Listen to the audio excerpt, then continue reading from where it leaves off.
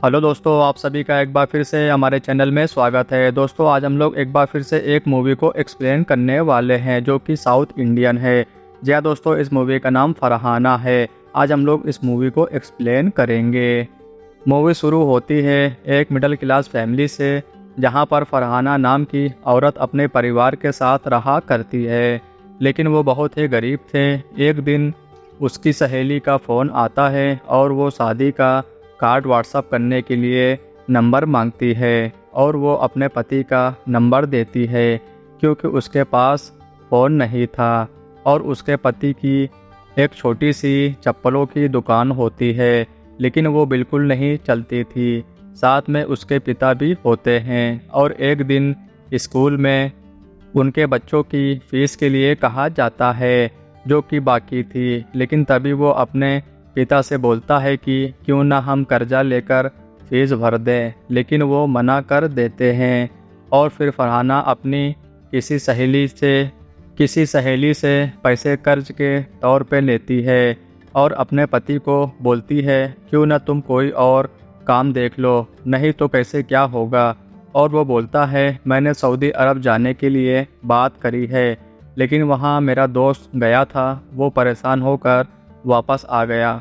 और फिर घर के हालात देखकर फरहाना अपने ससुर से काम करने के लिए कहती है, लेकिन वो मना कर देते हैं। लेकिन फिर वो अपनी फ्रेंड के वहाँ शादी में जाती है और उसके बाद बस पर अपने पति को बताती है कि उसने जॉब के लिए अप्लाई कर दिया है। और फिर वो इंटरव्यू के लिए जाती है, लेकिन वहाँ सब एक से बढ़कर एक लड़कियां आई हुई थी, जिसे देख उसका पति शर्मिंदगी महसूस करता है। और फिर फरहाना का नंबर आता है और वो जाती है और फिर वापस आती है और उसका पति बोलता है हमें नौकरी नहीं मिलेगी क्योंकि नौकरियां जवान लोगों को दी जाती है। लेकिन फिर तभी फरहाना बोलती है, उन्हें बताती है कि मुझे नौकरी मिल गई, जिससे वो दोनों बहुत खुश थे क्योंकि उनके 3 बच्चे भी थे। और फिर बच्चों का संभालने का जिम्मा उसका पति ले लेता है। फिर वो जानमाज लेती है और पर्स भी लेती है क्योंकि उसकी सैलरी आने लगी थी। लेकिन एक दिन वो ऑफिस जा रही होती है कि उसका पति उसे रोकता है और उसे एक नई चप्पल ला के देता है।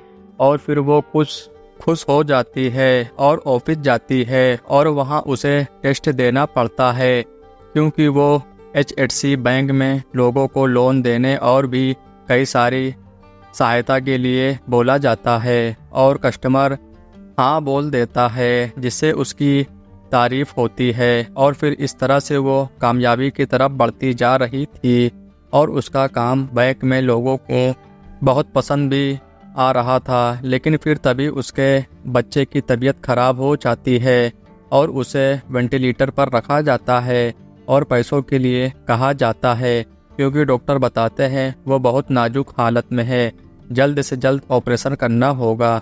और फरहाना अपने ऑफिस में लोन के लिए जाती है, लेकिन वहाँ बताया जाता है कि 3 महीने के बाद लोन इशू किया जाता है। और फिर उसके पति और उसके पिता दुकान को गिरवी रख देते हैं और फिर ऑपरेशन होता है। डॉक्टर बोलते हैं 2 हफ्ते में रिपोर्ट आ जाएगी तो आके मिलना। और फिर वो एक और नौकरी ज्वाइन कर लेती है और वो फ्रेंडशिप चैट के लिए होती है और उसमें सैलरी भी अच्छी थी। लेकिन जब उसे पता चलता है कि इस तरह सेक्सी बातें करना पड़ता है तो वो वहाँ से चली जाती है, जिससे उसे सब वाइट ब्लैक दिखने लगते हैं और वो सो जाती है। लेकिन सुबह देर में उठती है और फिर उसका पति बोलता है ऑफिस नहीं जाना क्या। फिर से वो ऑफिस जाती है और वहाँ उसे एक ऐसा शख्स मिलता है जो बिल्कुल भी सेक्सुअल बातें नहीं करता, बस सिर्फ निशा की तारीफ करता रहता क्योंकि उसने अपना नाम निशा बताया हुआ था। लेकिन उसकी शक्ल भी नहीं दिखाई जाती है और वो घर आती है और ऑफिस जाती है। लेकिन अब फरहाना को उसकी चिंता सताने लगी थी क्योंकि उसका 2 से 3 दिनों से कॉल नहीं आया हुआ था। लेकिन फिर एक दिन कॉल आता है और वो बताता है कि मेरा फ़ोन डैमेज हो गया था इसलिए कॉल नहीं कर सका। जब जाके उसको सुकून मिलता है। लेकिन फिर फरहाना उसे खुद बोलती है उससे देखने के लिए, उससे मिलने के लिए, क्योंकि उसे लगाव जैसा हो गया था और वो उससे मिलने जाती है। लेकिन उसे रास्ते में उसका पति देख लेता है कि आखिर आज तो ईद है तो ये कहाँ जा रही है। तभी वो उसके पीछे जाता है और वो मेट्रो स्टेशन पर रुक जाती है। लेकिन उसे देखने उसकी ऑफिस का एक शख्स भी आया हुआ था और उसका पति भी होता है। लेकिन तभी उसका फ्रेंड का कॉल आता है, फिर उसे बताती है कि वो भी तुम्हारी तरह मिलने गई थी और उसका मर्डर हो गया और उसका नाम सूफिया था। यह सुनते ही वो वापस मेट्रो पकड़कर घर जाने लगती है और बहुत रोती है। लेकिन फिर से वो ऑफिस जाती है, फिर से उसी का कॉल आता है और वो बोलता है तुम कल आई नहीं, मुझे बहुत दर्द हुआ, मैंने तुम्हें हर जगह ढूंढा लेकिन तुम कहीं नहीं थी। जैसे माँ अपने बच्चों को ढूंढती है। लेकिन फिर वो कॉल कट कर देती है। लेकिन कुछ दिनों बाद फिर से कॉल करता है और उससे सेक्सुअल बातें करता है, लेकिन वो मना कर देती है। तभी फिर वो उसका पूरा बायोडेटा बताना चालू करता है, जैसे कि तुम एक मिडिल क्लास फैमिली से हो और तुम्हारा एक शौहर भी है और तुम मुस्लिम परिवार की भी हो और साथ में तुम्हारे 3 बच्चे भी हैं और तुम्हारा नाम निशा नहीं फरहाना है और तुम एक ही लड़की हो जो बुर्का पहनकर आती हो, मुझे सब पता है। और फिर वो इतना घबरा जाती है कि वो अपना बुर्का पहनना भूल जाती है और ऐसे ही घर चली जाती है। और तभी पोस्टमैन आता है निशा का कुछ सामान लेकर, लेकिन उसका पति बोलता है इस नाम का कोई नहीं रहता यहाँ और वो चला जाता है।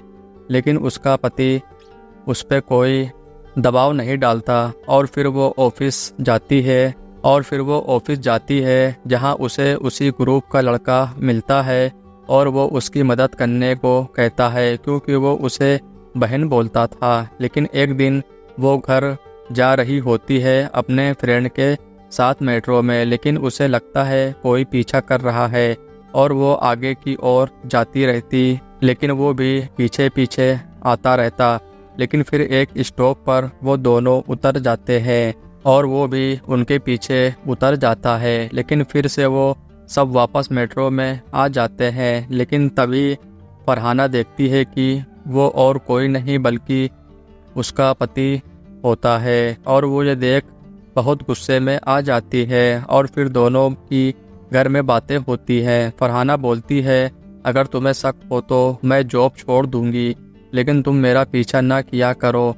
कि तभी वो अलमारी खोलती है और उसमें टिफ़िन होता है जो भी फरहाना ले जाने के लिए भूल गई थी और अगले दिन उसे वो छोड़ने जाता है और वो वहाँ माफ़ी मांगती है और चली जाती है। लेकिन फिर वो उन पर निगाह रखने लगा और एक दिन उसके पति को ठोक देता है और उसे हॉस्पिटल पहुँचा भी देता है और फिर उसके फ़ोन से फ़ोन करता है और फरहाना को बताता है उसका पति का एक्सीडेंट के बारे में और वो हॉस्पिटल जाती है। वहाँ उसे पैर में चोट लगी थी लेकिन उसने फ़ोन ले लिया था और वो घर आते हैं। लेकिन फिर उसका फ़ोन आता है और वो मिलने के लिए अपने घर बुलाता है, जिसके लिए वो बिल्कुल राज़ी नहीं होती। लेकिन फिर वो उसे उसके घर आने के सारी बात बताने की धमकी देता है और वो मान जाती है वहाँ जाने के लिए और फिर फ़ोन वहीं रख कर चला जाता है और फ़ोन करने को बोलता है। लेकिन फिर अगले दिन उसकी डिटेल निकलवाती है और पता चलता है कि वो किसी मॉल में है और शॉपिंग कर रहा है।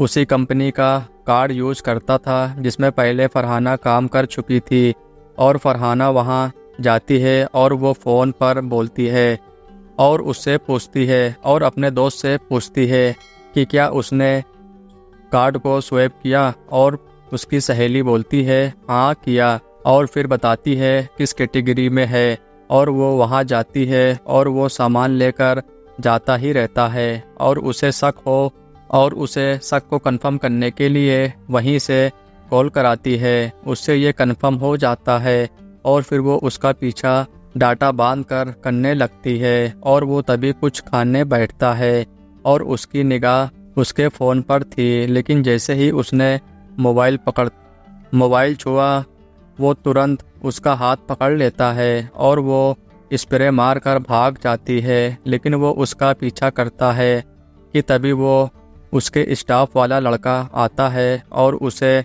बचा लेता है। लेकिन फिर वो घर जाती है, अपने पति को सारी बात बता देती है और फिर वो पुलिस के पास जाते हैं, उन्हें पूरी कहानी बताते हैं और वो उनसे कहती है अगर वो मिलने बुलाए तो जाओ, घबराओ नहीं, हम हैं। और वो उसके घर जाती है, लेकिन वो उसके पति को लोकेशन सेंड कर देता है वहाँ का और आने को कहता है। लेकिन तभी डोर बेल बजती है और फिर पूरी टीम आ जाती है और फिर उसे जेल ले जाया जाता है और फिर सब ठीक हो जाता है। तो दोस्तों, जैसा कि आज हम लोगों ने फरहाना मूवी को एक्सप्लेन किया, जैसा कि आप लोगों में से कई लोग ऐसे भी होंगे जिन्होंने इस मूवी को देख लिया होगा, और आप लोग ज़रूर से अपनी राय कमेंट बॉक्स में करें कि आप लोगों को मूवी कैसी लगी और साथ में ये मेरा एक्सप्लेनेशन भी कैसा लगा। इसके बारे में भी ज़रूर से अपनी जानकारी शेयर करें। तो दोस्तों, वीडियो अच्छी लगी हो तो लाइक करें, चैनल को ज़रूर सब्सक्राइब करें और वीडियो को ज़्यादा से ज़्यादा शेयर करें।